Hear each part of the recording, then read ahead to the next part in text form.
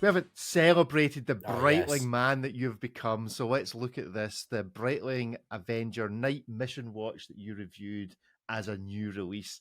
Tell us a little bit about this before we give it some judgment. So the Avenger was kind of was given a big generational update last year. They rolled out sort of an updated case silhouette. When the models originally debuted, it was a time and date, a GMT, and a chronograph. They've now really started to flush out the Avenger collection with additional sizes. So you've got two additional sizes of the chronograph. One's smaller in 42 mil in steel. One's larger at 46 mil in titanium. The original version was 44 in steel. But alongside those additional sizes of the chronograph, you have the night mission models, which are black ceramic cased versions of those three equivalents. So the time and date and the GMT more or less follow the blueprint of their siblings as far as dimensions, 42 mil and 44 mil respectively. You get a carbon fiber dial in them, which is kind of cool. And then you've got a 44 mil black ceramic chrono for the night mill mission GMT, along with a larger 46 mil version. But it's basically Breitling extending the night mission concept, which is something that previously existed, now into the mainline Avenger collection. It's not a thematic thing. It's not a U.S. Navy tie-in. It's now just the black ceramic versions of the core collection models, but you get different sizes, different colorways, carbon fiber dials, and all of that. Okay, is it a hit? Is it a miss? Is it a maybe? 1, 2, 3, go. Hit, hit, hit. Oh, maybe from David. Oh, that's the hit of the week. This Breitling Ariel. Why is this a hit? It's just decent looking. It's cool. It's kind of the Breitling that we like. I'm not saying every version is necessarily the one for me, but Breitling knows how to make a handsome quasi military aviation-y. I mean, the problem with these watches in the past is it wasn't clear even what collection they went into. If you didn't tell me it was an Avenger, I'd be like, is it a Colt? I don't know, something like that. But they look cool. The chronograph is probably the best proportioned one because these have sort of always been good as chronographs. But I could see myself like in a three-hand even. And you said there's the GMT there with I guess this satisfies guys' problems. Yes. With the other one there. It's got that Not all of guys' fluorocarbon problems. dial there, so you don't have That is perfect. That's exactly how they should have done it. There's no like boring flat dial. But it's a collar style GMT, so there's also that guy. Are you all right with that?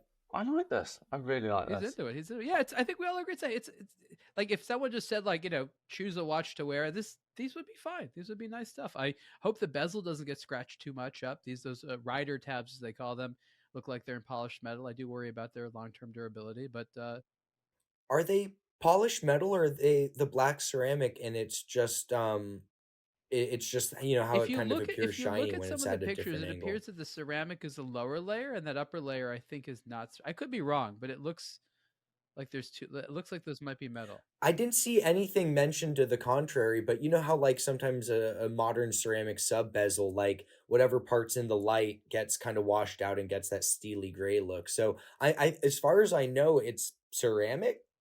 Yeah, all ceramic. Maybe. But, it's hard to tell. I mean, the pushers definitely are not ceramic. Yeah, those are titanium, as is the case. I think that's sort of the weird part. Those like wrong colored crown and pushers, which I guess in some light could look cool, but I think we all agree those should have been black. Cool. David? Yeah, I gave it a maybe simply because the price is rather high for something like this. Otherwise, they're fantastic watches. It's only the price that kept it from a hit for me. Okay. Guy, is this your dream GMT now? Well, it's not a proper dive bezel, but it's pretty good still. I really like it. I agree about the pushers. I think on the three-handed, like the crown's alright, but the pushers really stand out. But yeah, I'd buy this. I'd buy this definitely. I think the three-handed actually is nicer than the chrono personally. Yeah, $6,300 for the cheapest watch on display here. Ripley, are Breitling pushing the envelope for a three-hander watch? Yes, but I don't feel like these are the ones that are actually pushing the envelope. I think this at 6,300 is a more compelling value proposition than the stainless steel one, just because you get a carbon fiber dial, black ceramic case. It looks cool. I said it's a hit simply because I would agree that Breitling is getting a bit ambitious with its pricing, but that's true for every single one of the brand's models and collections. The Avenger has historically been one of the more attainable collections, so if you look at what it offers relative to other Breitling models, it actually represents a pretty compelling value. So you still get a BO1 movement in the chronograph, you get a black ceramic case. You take the most expensive one, and it's still roughly the same price as a standard steel Navitimer.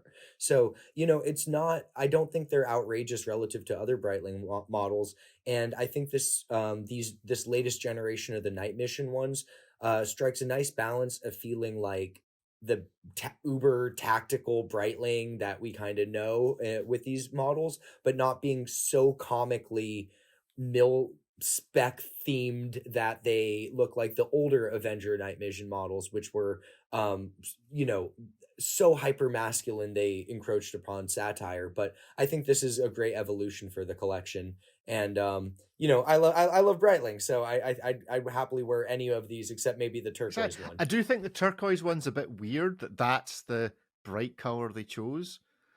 And that it honestly must have been popular enough and they green lighted it. It makes no sense to do that as a night mission one, but that's a loom dial. There was only one picture in the email that showed that it glows in the dark, and no other picture, not on their media site, not on the product page, nowhere. And yesterday I brought the Super Ocean Heritage back to the boutique so that they can ship it back to a review unit that I had.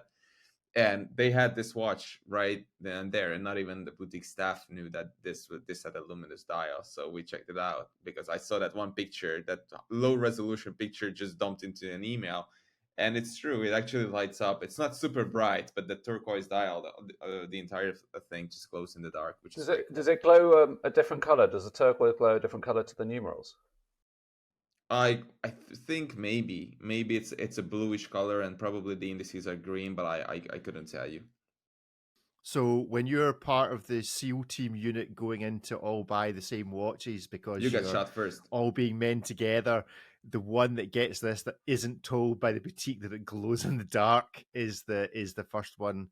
It is the one caught smoking the cigarette. I think if you went in with your SEAL team and with the one that came out with the turquoise watch, you've got more worries from the team. It's lights off for you. Anyway, good stuff.